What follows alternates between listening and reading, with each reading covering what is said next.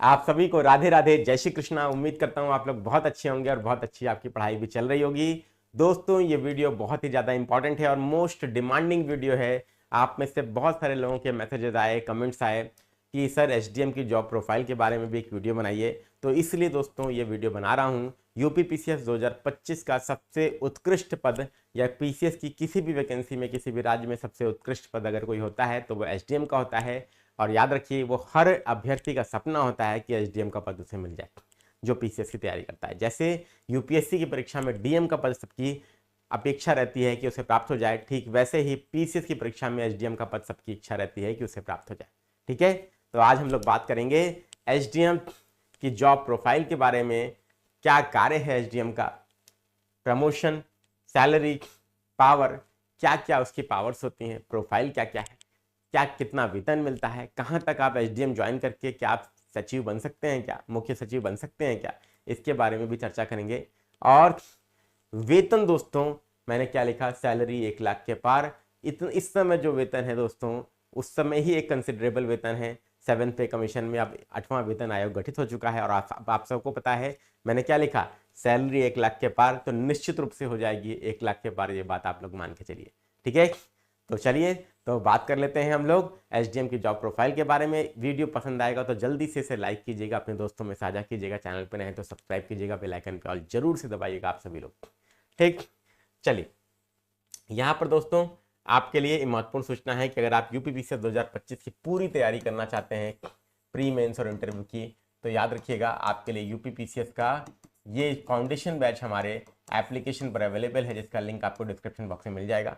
और याद रखिए, महाशिवरात्रि ऑफर कल लॉन्च हुआ था और वो 28 तक चल रहा है। अगर आप उसके तहत एडमिशन लेते हैं तो इस बैच में आपको 80% का डिस्काउंट मिल रहा है दोस्तों।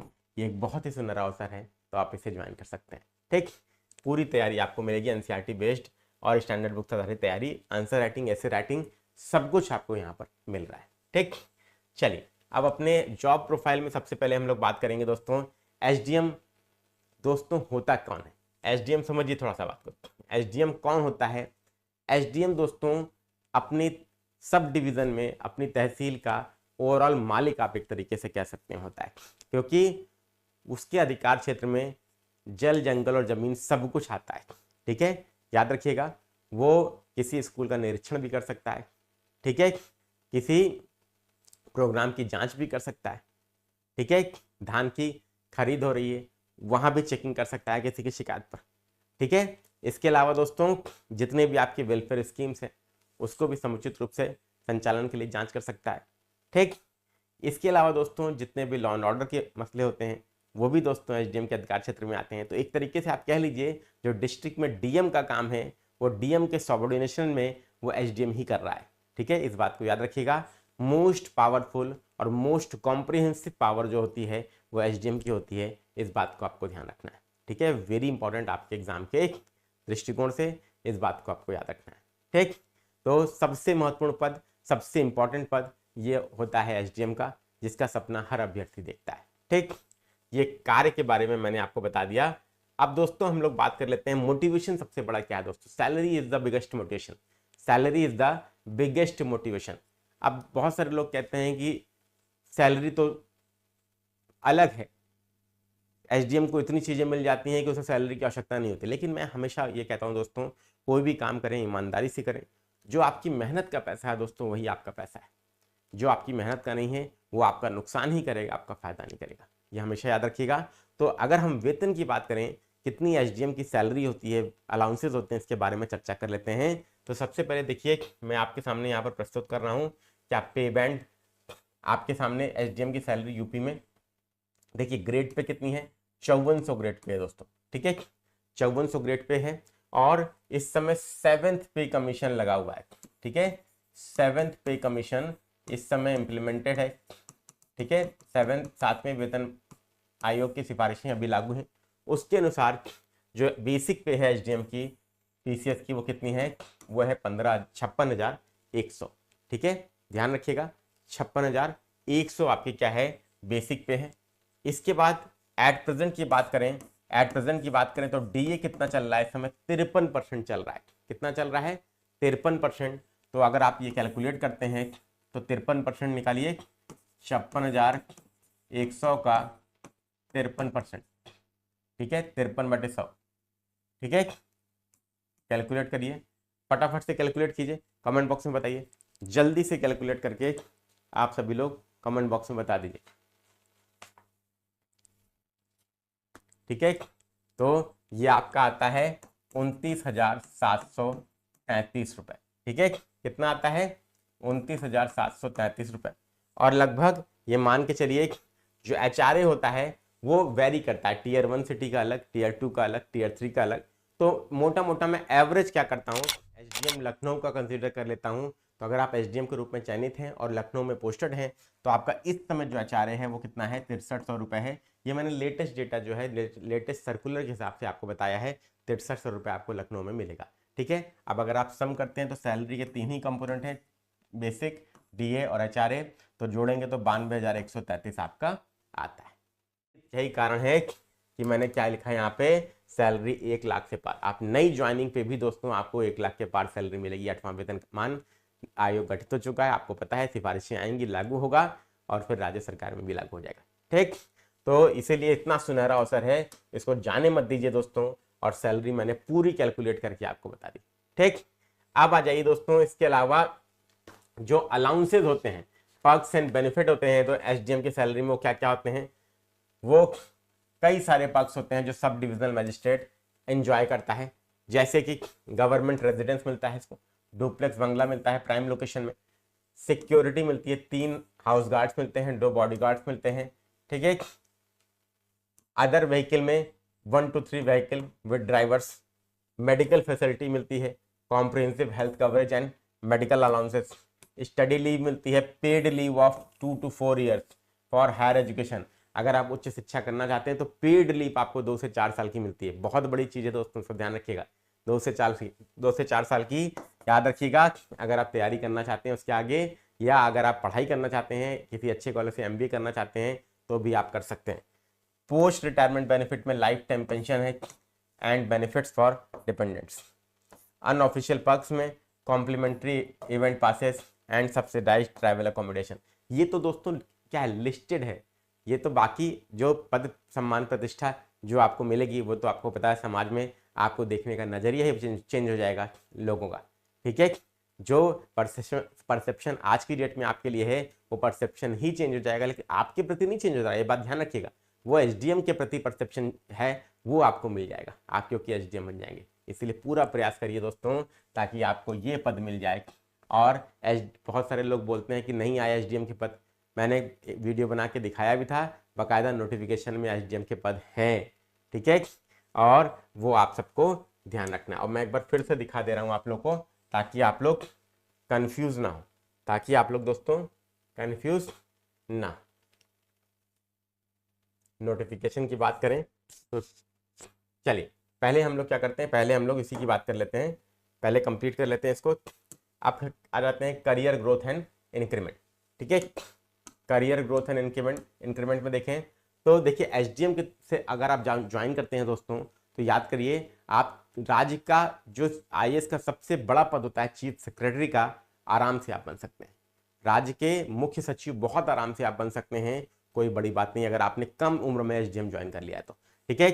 यहाँ पे देखिएगा SDM एंट्री लेवल का फर्स्ट पद है। इसमें दोस्तों 1 से 4 साल का एक्सपीरियंस होने पर लगभग ये मान के चलिए 4 से 5 साल बाद आपको क्या होता है, ADM का पद मिलता है, एडिशनल डिस्ट्रिक्ट मजिस्ट्रेट आप बन जाते हैं, ठीक है।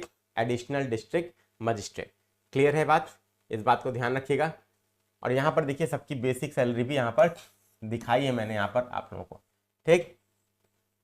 इसके बाद ADM का पद आपको मिलता है। अब ADM से यहाँ पर जो अगला पद है दोस्तों DM का, तो सीधे DM नहीं होता दोस्तों। ADM से पहले देखिए आपको बनाया जाता है क्या, ज्वाइंट कमिश्नर आप बनते हैं, ठीक है। आप ज्वाइंट कमिश्नर बनते हैं, ज्वाइंट कमिश्नर बन जाते हैं, ठीक है। या यूनिवर्सिटी में सब रजिस्ट्रार आप बन जाते हैं, किसी यूनिवर्सिटी में सब रजिस्ट्रार का पद आपको दे दिया जाता है। इसके अलावा दोस्तों बहुत सारे पद हैं आपको जो आपको मिल सकते हैं, जैसे आप लोक सेवा आयोग में कंट्रोलर ऑफ द एग्जामिनेशन हो सकते हैं, ठीक है। कंट्रोलर ऑफ द एग्जामिनेशन हो सकते हैं, ठीक है, परीक्षा नियंत्रक, क्लियर, या सब रजिस्ट्रार हो सकते हैं, ठीक है। ये सारे पद देखिए आपको दिए जाते हैं दोस्तों, ये निश्चित रूप से आपको मान के चलना है, ठीक। इसके बाद दोस्तों आपको मिलता है सीडीओ का पद, सीडीओ का पद मिल सकता है, सीडीओ का पद आपको मिल सकता है, चीफ डेवलपमेंट ऑफिसर, ठीक है। ये सीडीओ, आप सीडीओ बनते हैं और देन आपको दोस्तों डीएम का पद मिलता है, ठीक है। तो एक लंबी साइकिल है दोस्तों, छोटी साइकिल नहीं है, याद रखिएगा। यहाँ पर आपको याद रखना है एडीएम, एडीएम के बाद जनरली ज्वाइंट कमिश्नर बना दिया जाता है, या तो कंट्रोलर ऑफ एग्जामिनेशन बना दिया जाता है, या तो सब रजिस्ट्रार स्टेट यूनिवर्सिटी में बन सकते हैं। इसके बाद सीडीओ का पद मिलता है, और सीडीओ के पद के बाद दोस्तों डिस्ट्रिक्ट मजिस्ट्रेट का पद मिलता है, ये बात आपको ध्यान रखना है, ठीक। बहुत ही पावरफुल पोस्ट है और कहीं पर भी आपको फिट किया जा सकता है, ये बात आपको ध्यान रखना है, वेरी इंपॉर्टेंट आपके एग्जाम के दृष्टिकोण से, ठीक है। ये बात सब लोग दिमाग में बिठा के रखिएगा, ठीक। इसके बाद दोस्तों डीएम के बाद आप डिविजनल कमिश्नर बनते हैं, और फिर आप चीफ सेक्रेटरी या मुख्य सचिव भी बन सकते हैं। इतना एक्सपीरियंस इसके लिए चाहिए, कितना, लगभग अच्छा खासा एक्सपीरियंस आपका हो जाता है, तब आपको मुख्य सचिव बनाया जाता है, ठीक है ना। क्लियर हो गई बात, इस बात को आपको ध्यान रखना है, ठीक है। तो ये दोस्तों मैंने आपको पूरा करियर ग्रोथ बनाया। इसका मतलब अगर आपने अच्छे उम्र में, कम उम्र में ज्वाइन कर लिया है तो एसडीएम से आप सीधे दोस्तों चीफ सेक्रेटरी बन सकते हैं, ठीक है, जो सेक्रेटरी से भी ऊपर होता है, ठीक है। तो याद रखिए आपको आईएएस कैडर भी मिल जाता है, आपको आईएएस कैडर भी मिल जाता है, और आप सचिव बन जाते हैं, सचिवालय से अटैच हो जाते हैं, विशेष सचिव बन जाते हैं, और फिर आप चीफ सेक्रेटरी तक भी पहुंच सकते हैं। इसलिए मैंने आपको बताया, जो कि एक आईएएस का पद होता है, राज्य का सबसे बड़ा आईएएस अधिकारी चीफ सेक्रेटरी होता है, ठीक, ठीक है ना।